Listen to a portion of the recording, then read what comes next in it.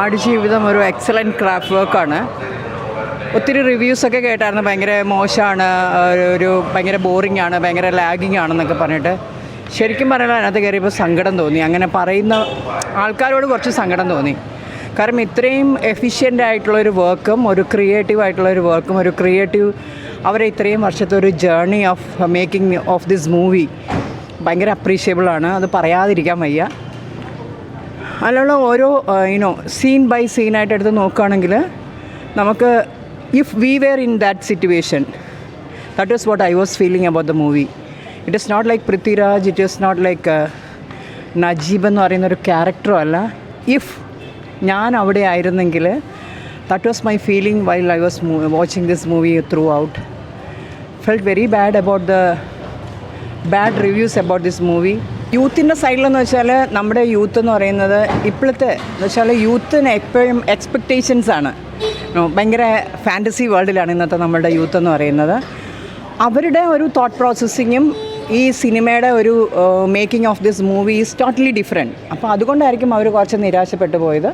May be യൂത്തിന് എത്രത്തോളം അത് ഉൾക്കൊള്ളാനായിട്ട് പറ്റുമെന്ന് അറിയില്ല. ബിക്കോസ് ഇന്ന് എല്ലാവരും ഷോർട്ട് കട്ട്സിൽ കൂടെ ജീവിക്കുന്ന ആൾക്കാരാണ്. എല്ലാവർക്കും ഷോർട്ട് കട്ട്സാണ് ഏറ്റവും കൂടുതൽ ഇഷ്ടം. But this movie it self is A long duration ഉള്ളൊരു മൂവിയാണ്. അപ്പോൾ അതിൻ്റെ ഒരു അത് ക്ഷമിച്ചിരുന്ന് കാണാനുള്ളൊരു എന്തൂസിയാസം യൂത്തിനുണ്ടോ ഇല്ലെന്ന് അറിയത്തില്ല. I M 53 actually. അപ്പോൾ നമുക്ക് അതിനുള്ള ഒരു പേഷ്യൻസും നമ്മൾ കടന്നു വന്ന ഓരോ വഴികളും വെച്ച് റിലേറ്റ് ചെയ്യുമ്പോഴത്തേക്കും this movie is excellent craftsman work of Prithvi and the whole team, the Blessy, ആരായാലും അതിനകത്ത് അഭിനയിച്ചിരിക്കുന്ന ഓരോ ആൾക്കാരും they have done a brilliant work. ആ 16 വർഷത്തിൻ്റെ അധ്വാനം എന്താണെന്ന് അറിയാത്ത ആൾക്കാരാണ് അതിനെക്കുറിച്ച് വളരെ മോശമായിട്ട് പറയുന്നത്. കാര്യം I was waiting for 3 days to get the reviews about this movie because I watch all the movies.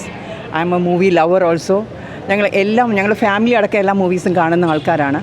അപ്പോൾ ആ 16 വർഷത്തെ ജേർണിയുടെ ആ ബുദ്ധിമുട്ട് എന്താണെന്ന് അറിയാത്ത ആൾക്കാരാണ്. ഈ 16 വയസ്സെന്ന് പറയുമ്പോൾ ഇന്നത്തെ 16 വയസ്സെന്ന് പറയുമ്പോൾ ചിലപ്പോൾ 10ാം ക്ലാസ്സിൽ പഠിക്കുന്ന കുട്ടികളായിരിക്കും അന്ന് ബ്ലെസ്സി സിനിമയെക്കുറിച്ച് ചിന്തിച്ചപ്പോൾ ഉണ്ടായിരുന്നത്. അപ്പോൾ അവരുടെ ആ ഒരു ജേർണിയിൽ ബ്ലെസ്സിയുടെ ജേർണിയും ഇന്നത്തെ കുട്ടികളുടെ ജേർണി ഈസ് ടോട്ടലി ഡിഫറെൻറ്റ്. അവരൊരു ഡിഫറെൻറ്റ് പെർസ്പെക്റ്റീവിൽ ജീവിക്കുന്ന ആൾക്കാരാണ്.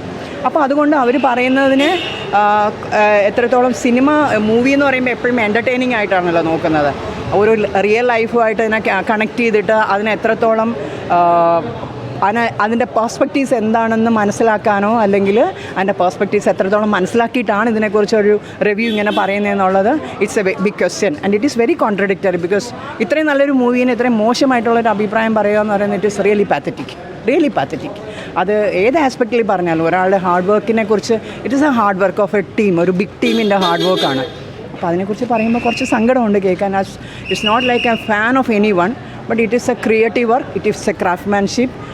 ഒരു വലിയൊരു ടീമിൻ്റെ ഒരു 14 വർഷത്തെ ഒരുപാട് കാത്തിരിപ്പിന് ശേഷം നമുക്ക് കിട്ടിയ ഒരു മഹാഭാഗ്യമാണ്.